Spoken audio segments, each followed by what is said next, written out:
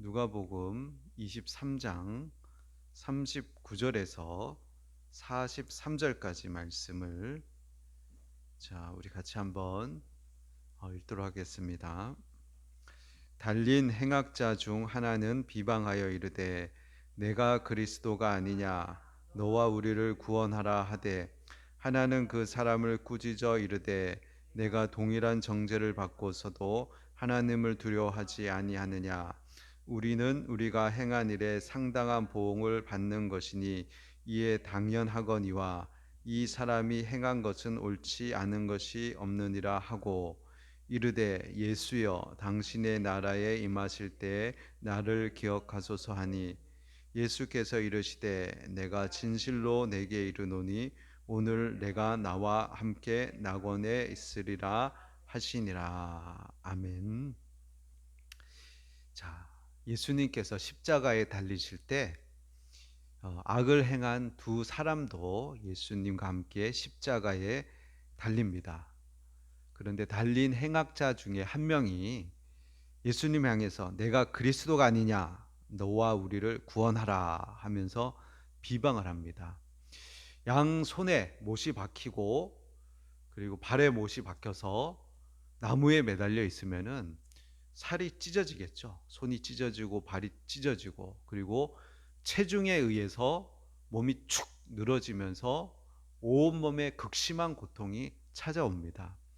그럴 때 사람들은 누군가를 원망하거나 아니면 저주하고 또 욕하면서 그렇게 생을 마감한다라고 이야기들 합니다.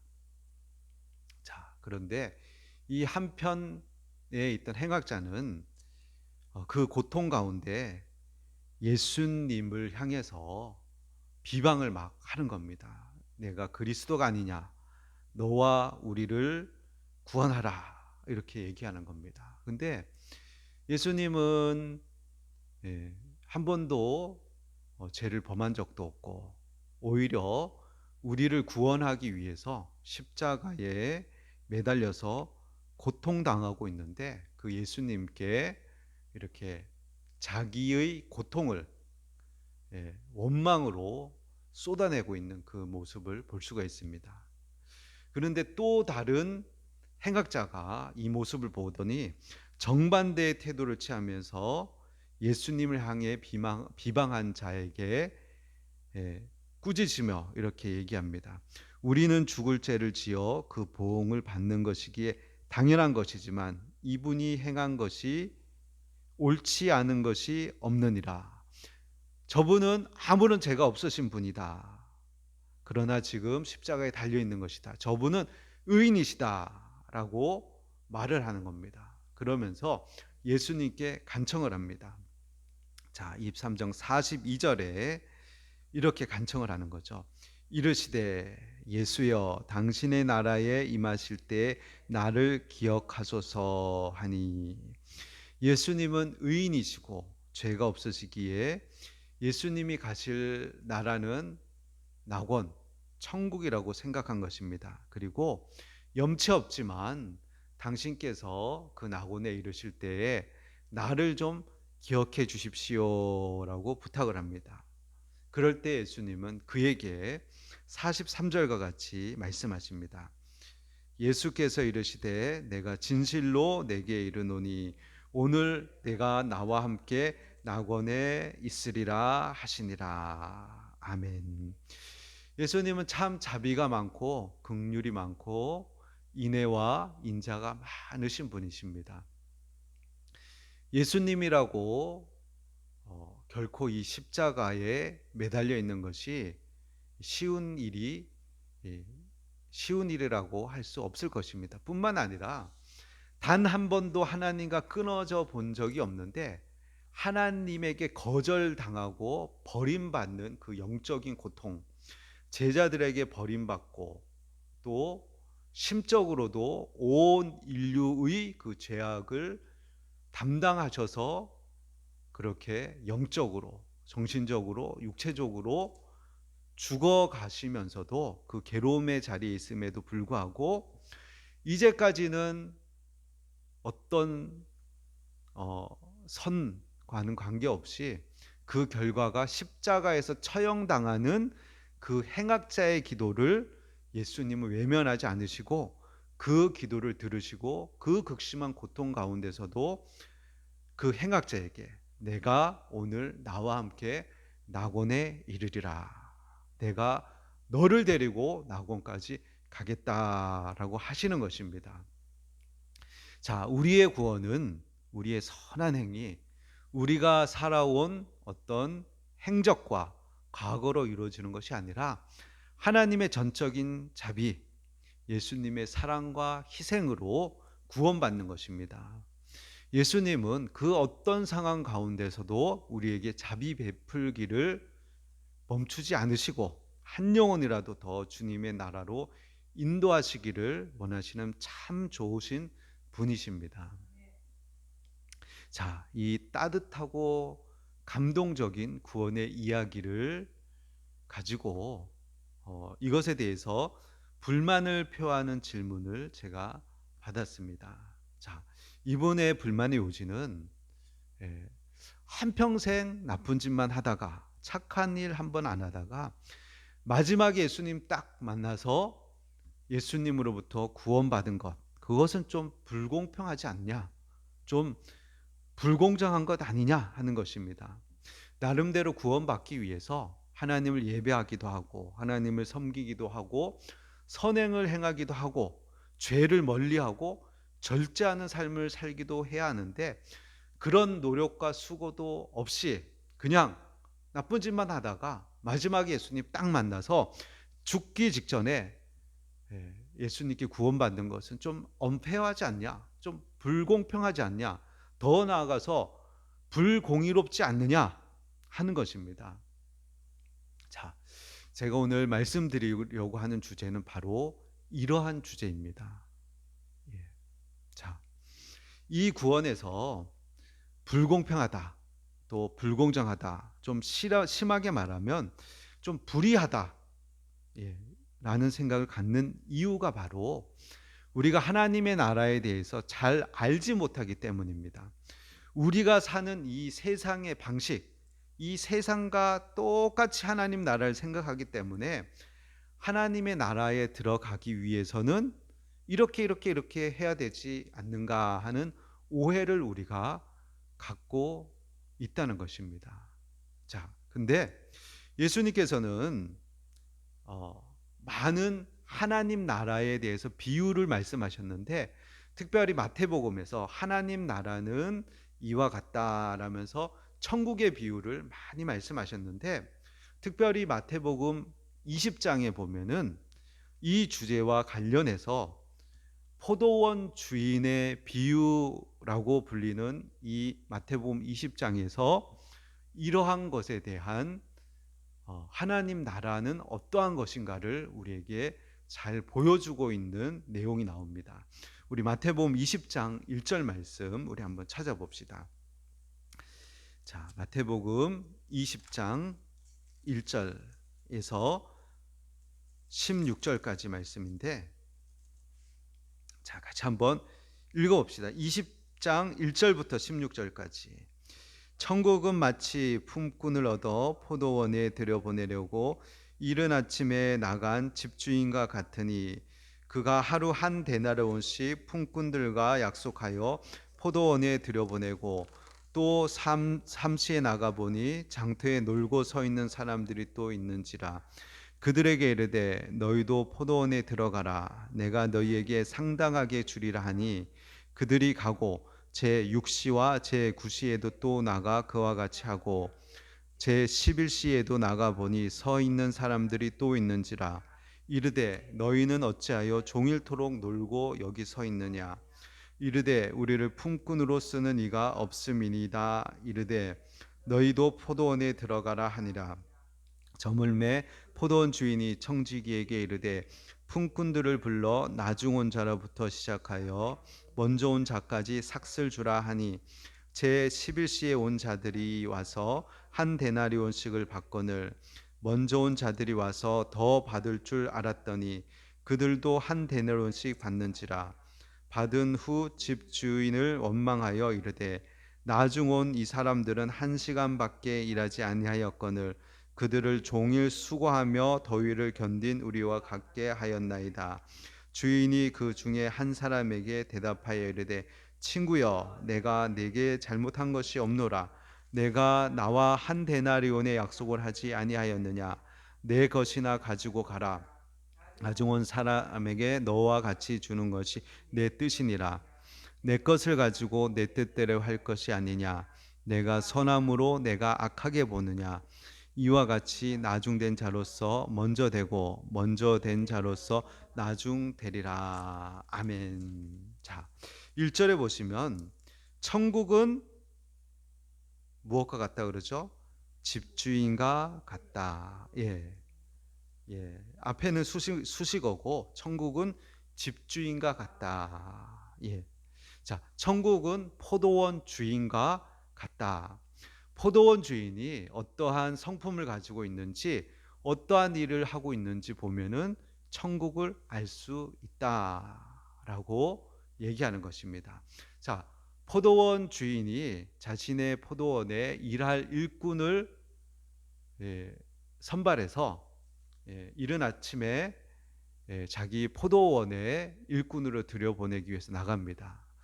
유대인들은 그 시대 유대인들은 해가 뜰 때 일을 시작해서 해가 질 때 일을 마쳤기 때문에 아침 6시에 일을 시작한다라고 이렇게 생각해 봅시다.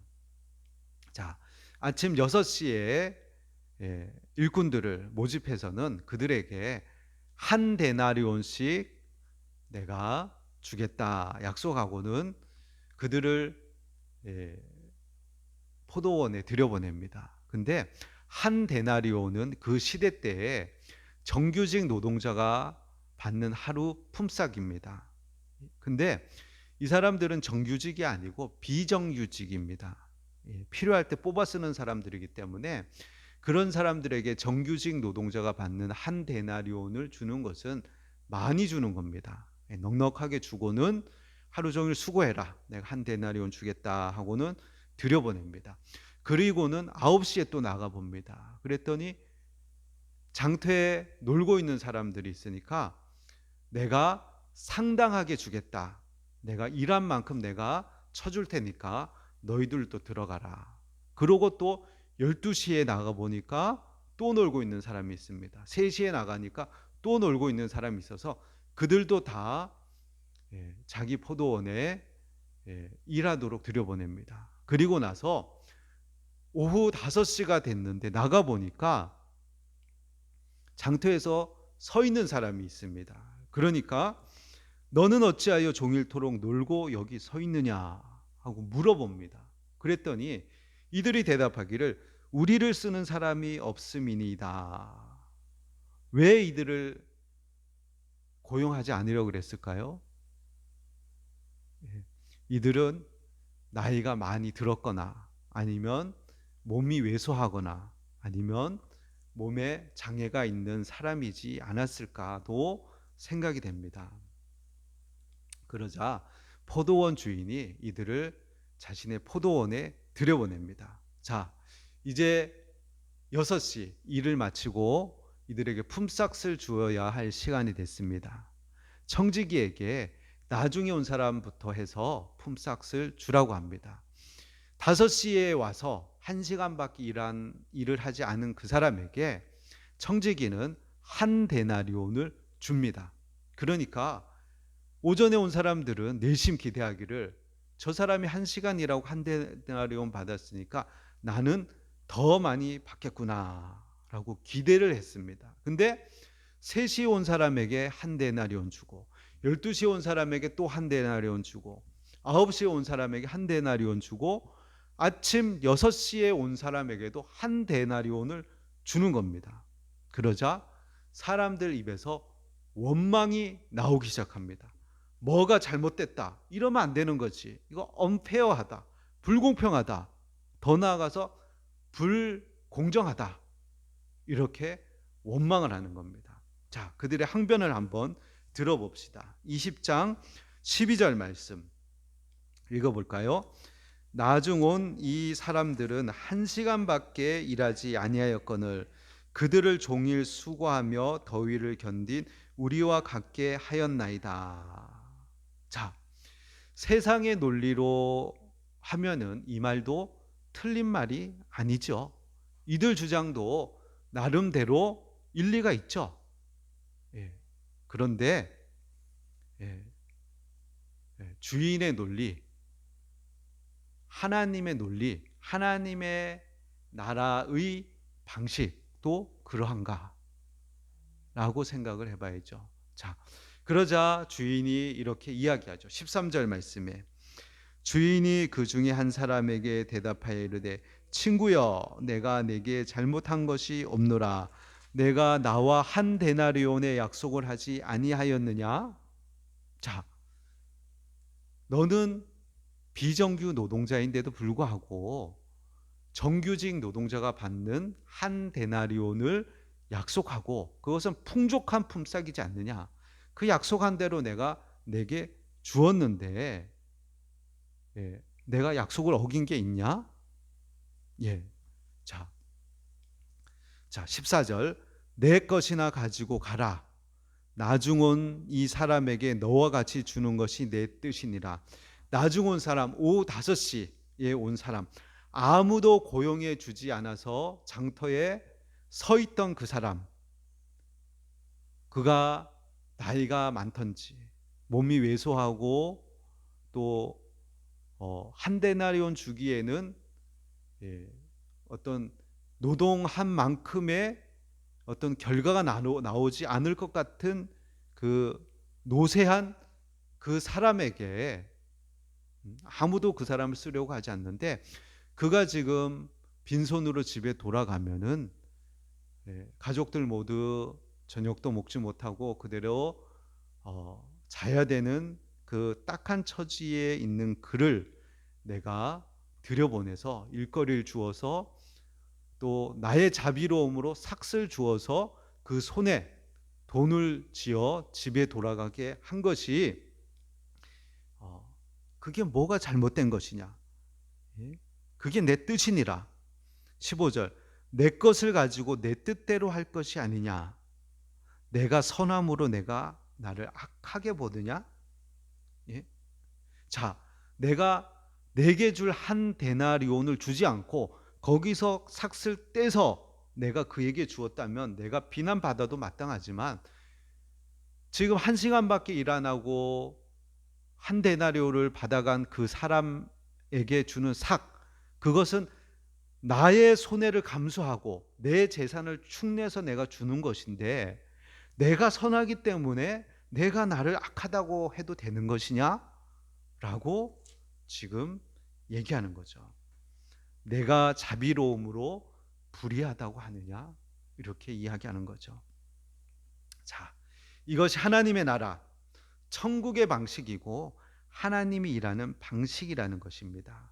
그런데 사람들은 세상 나라 방식에 익숙해져 있기 때문에 하나님 나라 속성이 어색하고 부자연스럽고 때로는 불공정하다, 불공평하다 이렇게 생각되어진다는 것입니다.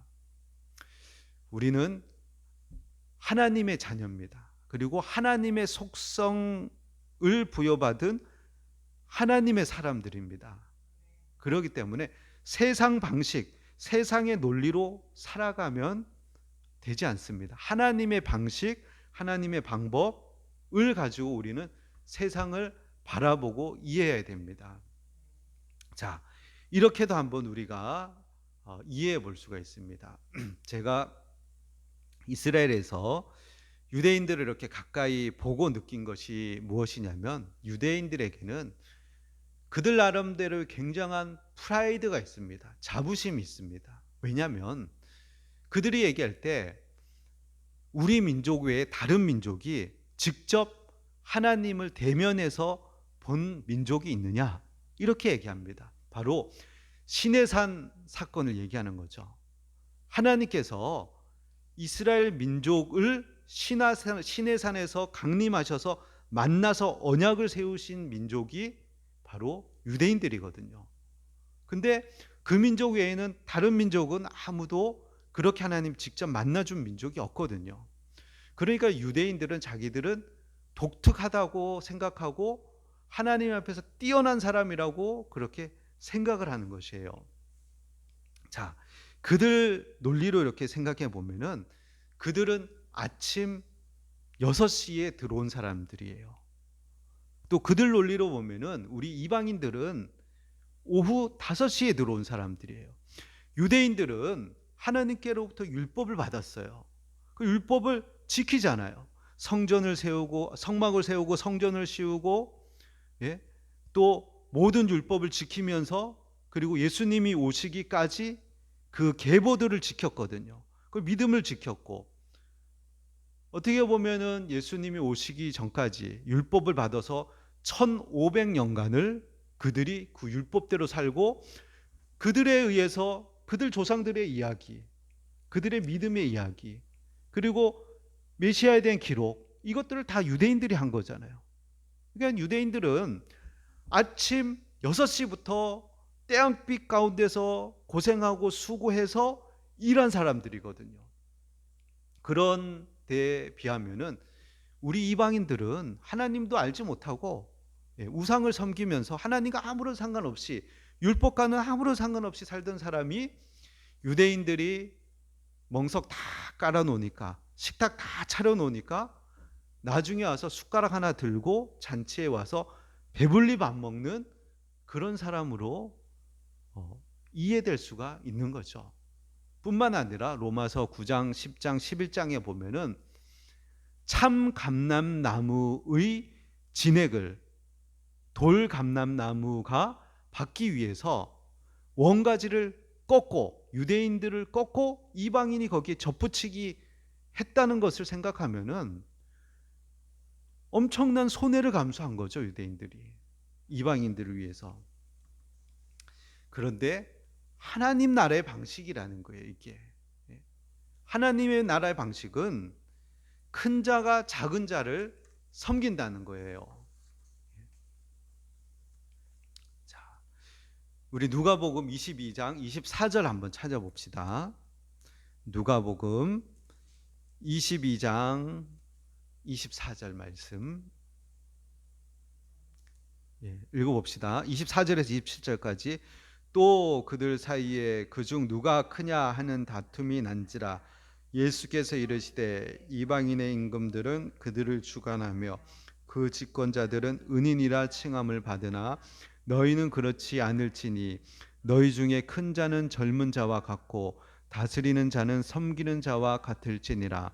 앉아서 먹는 자가 크냐 섬기는 자가 크냐 앉아서 먹는 자가 아니냐. 그러나 나는 섬기는 자로 너희 중에 있노라. 아멘. 자, 이 제자들이 누가 크냐 하면서 막 다툼이 나니까 예수님이 말씀하시죠. 이 세상의 원리, 이 세상의 방식은 큰 자, 높은 자, 그들을 낮은 자들이 섬기는데 하나님 나라는 그런 게 아니다. 하나님 나라는 큰 자가 젊은 자를 섬기고 다스리는 자가 섬기는 자가 되어서 섬기는 것, 그것이 하나님 나라라. 그 본이 바로 예수님, 나는 하나님의 아들, 온 우주의 주인임에도 불구하고 섬김을 받으려 온 것이 아니라 섬기려 하고 많은 사람의 대속물로 나를 주려고 이 땅에 온 것이 아니냐. 하나님 나라에서는 섬기는 자가 큰 자이고 대접을 받는 자가 작은 자라고 말씀하시는 겁니다. 자, 하나님의 나라는 하나님의 은혜와 자비가 흘러 넘치는 곳입니다.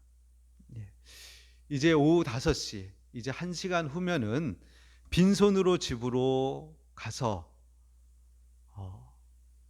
가족과 함께 굶주린 배를 움키고 밤을 지내야 되는 그 사람.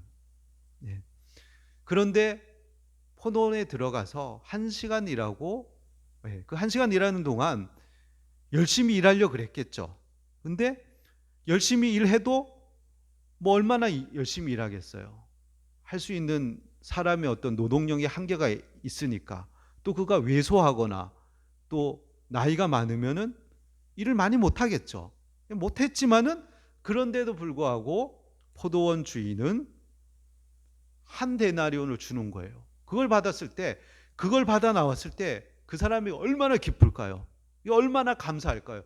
포도원 주인한테 뭐 4번, 5번, 10번이라도 고맙다고, 감사하다고, 고맙다고 그러면서 기쁨과 감사함을 가지고 그 한 데나리온을 받아 가지고 나왔을 거예요. 자, 이것이 바로 나중된 자가 먼저 되는 거예요. 오늘 예수님이 이렇게 마태복음에서 포도원 비유에서 마지막으로 덧붙여서 말씀하신 게 뭐냐면, 이와 같이 나중된 자로서 먼저 되고 먼저 된 자로서 나중되리라. 예. 오후 5시에 온 사람은 감사와 감격으로 나중에 왔지만 먼저가 되는 거예요. 근데 먼저 온 사람들, 아침 6시에 들어온 사람들은 원망과 불평을 가지고 나중이 된 것이에요. 자, 하나님 나라는 먼저 된 자가 나중되고 나중된 자가 먼저 되는 거예요. 하나님의 은혜와 자비를 알고 자신이 나중에 온 자, 한편 행악자와 같이 아무것도 한 것이 없는데 구원을 얻고 자비를 얻었다고 생각하는 사람들은 먼저 되는 거예요. 그러나 반대로 나는 수고하고 애썼는데, 나는 힘들게 일했는데 그만큼 대우를 못 받았다라고 원망하고 불평하고 그런 사람은 먼저 되었지만 나중이 되는 거예요. 자, 사도 바울의 모습을 생각해 보면 사도 바울은 참 많은 수고와 고생을 했어요. 그가 걸어서 터키 그 험악한 산악 지역을 강도를 만나가면서 그렇게 다니면서 전도를 했죠.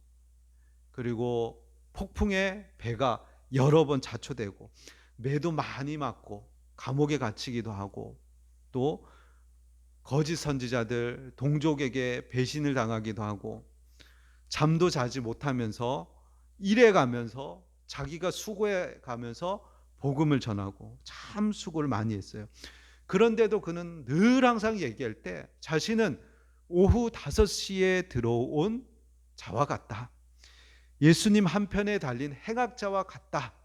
그런 나를 주님이 구원하셨다. 그 가분한 은혜, 하나님이 어떻게 나와 같은 죄수 중에 우두머리 같은 자에게 구원을 베푸셨는가 하면서 감사와 감격을 하면서 한평생을 살았죠. 나중된 자로서 먼저 된 자죠. 나중에 사도된 자였지만 가장 많은 수고를 한 그런 사도로 우리에게 기억되고 있는 것이죠. 우리에게 있는 의, 내가 한 종교적인 행위, 내가 주를 위해서 수고한 모든 것들이 나를 구원할 만하다. 내가 이러한 것들을 하나님께 받아 누려도 된다. 이렇게 상받을 만하다라고 생각하는 것은 교만한 생각인 거죠. 나의 모든 수고와 노력에도 불구하고 나의 의와 열심과 행위로는 하나님의 구원을 받기에는 턱없이 부족한 거죠. 지금 우리가 누리고 있는 것만 해도 하나님이 정말 내게 가분한 은혜를 지금 내가 누리고 있다라고 우리가 생각을 해야 되는 거예요. 우린 한편 행악자처럼 똑같이 하나님의 은혜로 십자가에 달리신 예수님의 구원, 예수님의 그 선포, 내가 오늘 나와 함께 낙원에 이르리라 말 한마디로 구원받은 자임을 우리가 알아야 됩니다.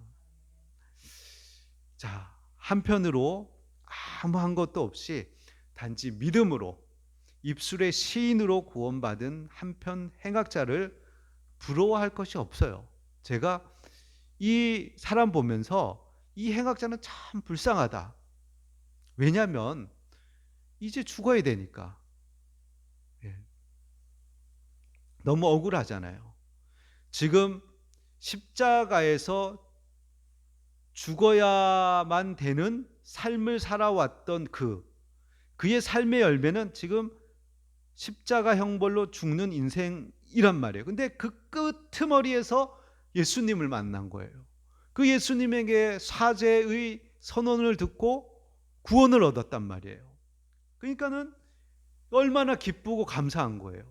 가서 무엇인가 예수님을 위해서 하고 싶은데 지금 자기 양손에는 못이 박혔고 발에는 못이 박혀서 아무것도 할 수 없는 거예요. 그냥 힘 빠져서 이제 죽는 것만 기다리는 것밖에 남은 것이 없는 거예요. 수가성 여인을 보세요. 예수님을 만난 여인은 남편이 5이나 있고 동네 사람들과의 모든 관계가 끊어지고 외면당한 여인이었지만 메시아를 만나니까 기뻐가지고 그런 거 다 잊어먹고 동네에 다니면서 내가 메시아를 만났다라고 외치고 다니는 거예요. 그러니까 그 여인을 통해서 동네 사람들이 다 나와서 예수님을 만나고 예수님을 메시아임을 인정하고 그렇게 받아들이는 일들이 일어나는 거죠. 근데 그러한 일도 못하는 거예요. 이 행악자는 그냥 십자가에서 죽는 것밖에 못하는, 아무것도 주님을 위해서 할 수 있는 게 아무것도 없는 그런 마지막을 갖게 되는 거죠. 물론 마지막에 죄 용서받고 예수님과 낙원에 이를 것을 생각하면서 감사했겠죠. 기뻤겠죠. 그러나 예수님을 위해서 뭔가 하나라도 정말 가서 예수님, 나 같은 죄인을 예수님이 용서해 주셨어, 이 말 한마디조차 못하고 그냥 죽어야 되는 인생이 되는 거죠. 저는 그것이 이 사람이 당한 보응이 아닌가 이렇게 생각합니다. 자,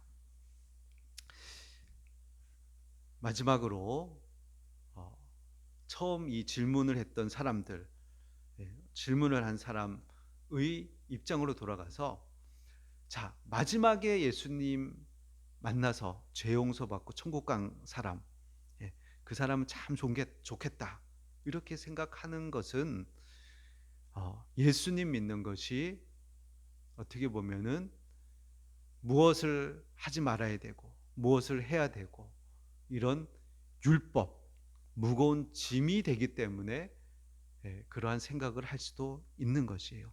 그래서 많은 사람들이 죽기 전에 예수님 딱 믿었으면 좋겠다 이렇게 생각하고 얘기하는 사람도 없지 않아 있는 것을 볼 수 있어요. 그러나 그 사람들은 복음을 알지 못하기 때문에 그래요. 그리고 인생이 사는 목적이 무엇인지를 모르기 때문에 그래요. 하나님이 얼마나 선하시고 좋으시고 인자하신 분인지 모르기 때문에 그런 거예요. 지난 주일 설교 때 말씀드린 웨스트민스트 소요리 문답 1문답, 인생에게 있어 제일 되는 목적이 무엇이냐?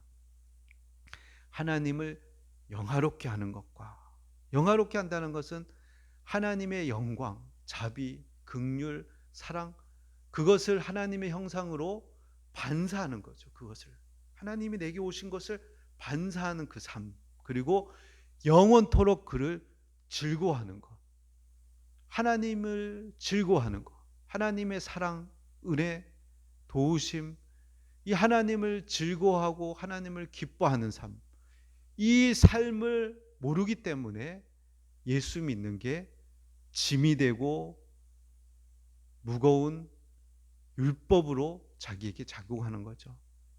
그러나 우리가 진정 하나님의 사랑, 하나님의 복음을 바르게 깨닫는다면 내가 얼마나 이 자신은 다르다는 거죠. 이 한편 행악자와는 다르다는 생각을 하기 때문에 그런 거거든요. 근데 내가 행악자와 같이 정말 나는 영원한 형벌 가운데 죽을 수밖에 없는 나를 구원하셨다. 구원하셨을 뿐만 아니라 하나님 자녀로 삼으시고 그 하나님 자녀로 하나님의 돌보심과 보호하심 속에서 하나님을 알아가며 즐거워하는 삶을 살게 하셨다는 것을 바르게 깨닫고 또 하나님과 동행하여 살면은 왜 이제서야 내가 예수를 믿었나?